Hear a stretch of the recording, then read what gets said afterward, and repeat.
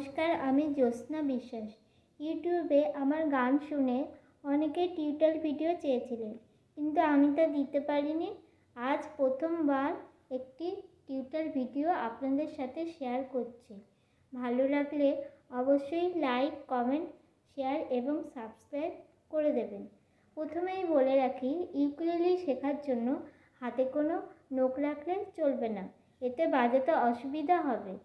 Ukulele শেখার জন্য প্রথমে তারের নামগুলো আমাদেরকে জেনে নিতে হবে।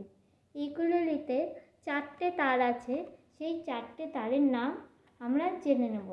প্রথম তার এ, দ্বিতীয় ই, তৃতীয় সি, লাস্ট জি। তাহলে আরেকবার বলছি, এ, ই, সি, জি, এ, ই, সি, জি। ইকুয়েলি শিখতে গেলে আমাদের প্রথমে যেই কর্ডটা লাগে সেটা হচ্ছে সি কর্ড।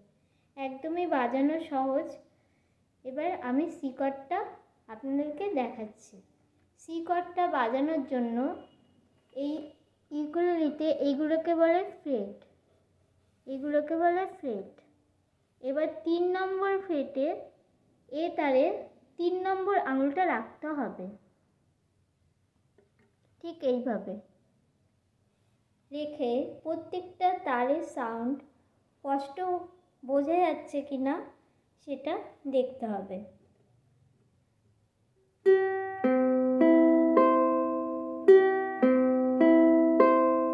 স্পষ্ট বোঝা যাচ্ছে। এবার সি কর্ডটা আমাদেরকে বাজাতে হবে। বাজানোর জন্য